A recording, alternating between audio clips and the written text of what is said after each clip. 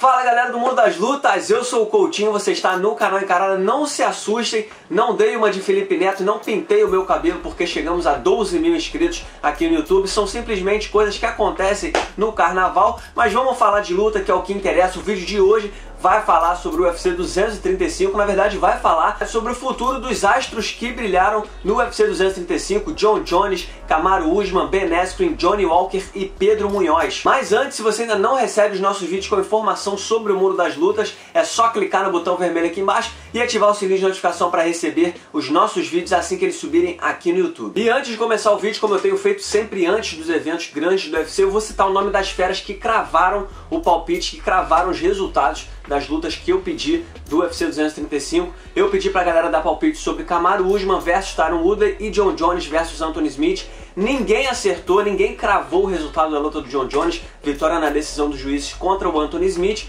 mas tiveram várias pessoas que cravaram a vitória na decisão dos juízes do Kamaru Usman contra o Tyron Woodley. Então aqui vai um salve para Diandro Lima, Dalton Fernandes, João Pedro, comentarista qualquer, Adenilson Gama e Felipe Espíndola. Essas feras cravaram o resultado da luta que eu pedi no palpitão de sábado. Se vocês também quiserem ter o nome de vocês citado aqui no canal Encarada num vídeo pós-luta, é só ficar ligado na nossa comunidade aqui mesmo no YouTube, que sempre antes dos grandes eventos do UFC eu escolho algumas lutas e abro espaço para vocês darem os palpites, e quem acerta eu cito o nome aqui no canal Encarada. Mas então vamos ao que interessa, porque o vídeo de hoje vai falar sobre o possível futuro dos astros do UFC 235. O presidente do UFC, Dana White, não gosta muito, né, depois da coletiva de imprensa pós-evento, ele sempre fala que não gosta de casar nenhuma luta e tudo mais, mas algumas coisas já aconteceram, algumas declarações já foram dadas, então já dá pra gente desenhar um pouquinho o que pode ser do futuro de cada lutador, começando pelo Jon Jones. Jon Jones fez a primeira defesa de cinturão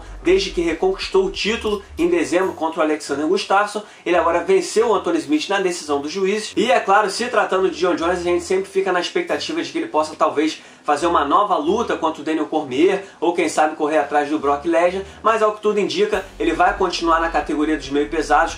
Existe o rumor de que o Brock Lesnar realmente vai enfrentar o Daniel Cormier na categoria dos pesados, então o Jon Jones não deve enfrentar nem o DC, nem o Lesnar, então ele vai voltar as suas atenções para a categoria dos meio pesados, até porque ele já declarou que depois de ficar tanto tempo afastado do octógono por conta dos problemas que ele teve com as suspensões por doping, o Jon Jones quer se manter ativo em 2019, então depois de enfrentar o Anthony Smith, ele provavelmente, a minha opinião é que ele vai voltar logo ao octógono para fazer mais uma defesa de cinturão, e o cara que está na reta, o próximo da fila na categoria dos meio pesados, é o Thiago Marreta. Não tem nenhum outro nome que pode roubar essa posição do brasileiro. Isso mostra o quanto a categoria está rasa, né? O Thiago Marreta venceu Jan Blachowicz, Jimmy Manuwa, e na primeira luta pela categoria dos meio pesados venceu o Eric Anders. Venceu esses três nomes por nocaute com boas apresentações, então já foi o suficiente para ele, quem sabe aí, conquistar o direito de enfrentar Jon Jones. Fala-se sobre a possibilidade dessa ser uma luta que vai acontecer em julho. Sempre tem aquela Semana Internacional da Luta em Las Vegas no início de julho,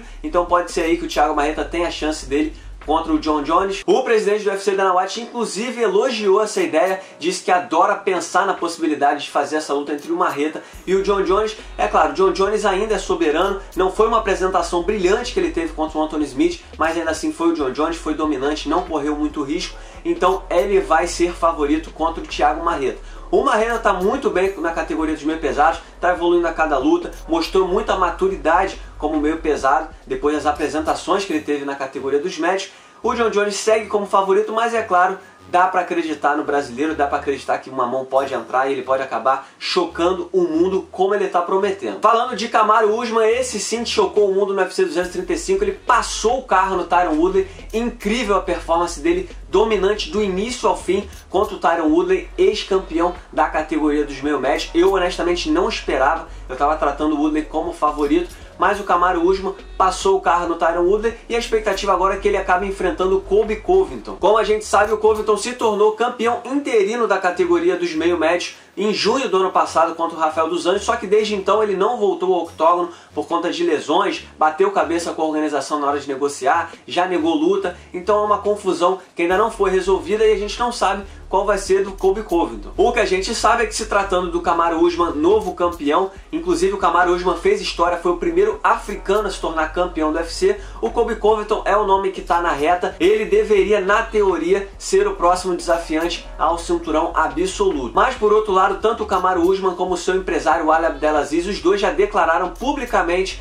que Tyron Woodley merece uma revanche imediata. Depois da derrota contra o Kamaru Usman no UFC 235, o Woodley, é claro, pediu por uma revanche e a ideia agrada tanto ao Usman quanto ao seu empresário, então também é uma possibilidade. A terceira possibilidade é o Ben Askren, que estreou na organização contra o Robbie Lawler, venceu por finalização no primeiro round, foi um resultado controverso, mas o Ben Askren, por ter nome, por ser um cara que está muito bem na categoria dos meio médios, é um cara que não perde, é um cara que está invicto na carreira, então é um sangue novo na categoria, ele pode sim já ir direto para uma disputa de cinturão, se o UFC achar isso uma boa ideia. Mas agora, só complementando o pensamento sobre o futuro do Ben Askren, o Ben Askren estreou contra o Robbie Lawler, o presidente do UFC, Dana White, quer fazer uma revanche, ele já declarou isso, porque assim como muitos fãs, o presidente do UFC, Dana White, não concordou com a interrupção da luta, ele acha que o Herb Dean errou. Eu confesso que fiquei também um pouco confuso, porque o Robbie Lawler, quando o braço dele cai mole, pareceu que ele estava apagado, mas quando a luta é interrompida, ele imediatamente se levanta e começa a reclamar, o que mostra que ele estava acordado, então é um pouco confuso. Eu, se fosse o Herb Dean, eu também teria errado naquele momento. Então a ideia do presidente do UFC, Dana White, é fazer a revanche. O Ben Askren já disse que não vai fazer uma revanche contra o Robbie Lawler, que se ele não disputar o cinturão em seguida contra o Kamaru Usman, ele quer enfrentar o vencedor de Jorge Masvidal versus Darren Till, que acontece no UFC Londres agora em março. Outro cara que brilhou no UFC 235 foi o Johnny Walker, arrebentou com um nocaute em 38 segundos contra o Misha Cirkunov, uma joelhada voadora inacreditável. Esse moleque tá chegando com tudo no UFC, 26 anos, é um cara novo. Ele já declarou que não tem pressa para chegar ao topo. Eu entrevistei ele antes do UFC 235, ele falou até de enfrentar John Jones. Se você ainda não viu a entrevista, é só clicar no cartãozinho que eu vou deixar aqui em cima. Mas embora seja novo e não esteja com pressa, não tem como, um potencial inquestionável dentro da categoria, um futuro, quem sabe, desafiante ao cinturão da divisão, que tem John Jones como rei, porque a categoria está muito rasa. Ele fez 3 lutas, foram 3 nocautes rápidos. No total, ele fez 3 lutas em 5 meses e as 3 lutas duraram um máximo de 2 minutos e 50. Ele só trabalhou 2 minutos e 50 dentro do octógono do UFC e já está aí com o status de possível desafiante ao cinturão do UFC no futuro. Como muita gente viu, logo depois de nocautear o Misha Cirkunov, o Johnny Walker mais uma vez inventou de fazer uma comemoração maluca. Ele acabou lesionando o ombro esquerdo. Segundo o empresário do Johnny Walker, não foi nenhuma lesão grave. Daqui a 4 semanas, um mês, ele já vai poder voltar a treinar. E o Johnny Walker acabou no programa do Ariel Helwani desafiando, apontando, sugerindo, na verdade, um confronto contra Alexander Gustafsson na Suécia. Ele quer se colocar à prova em território hostil, ele quer ir até a Suécia para enfrentar o Alexander Gustafsson. E aí, amigo, se ele vai até lá, vence o Gustafsson, não tem dúvidas mais que ele merece disputar o cinturão. Eu só acho que é um pouco cedo. Eu honestamente acho que é um pouco cedo. Se ele não tá com pressa, não tem por que ele dar esse salto alto. Ele chegou ao 13º lugar no ranking oficial na categoria de meio pesados. Não tem por que ele já enfrentar o segundo colocado no ranking. É claro que o hype é grande, a gente fica empolgado, mas se ele não tá com pressa,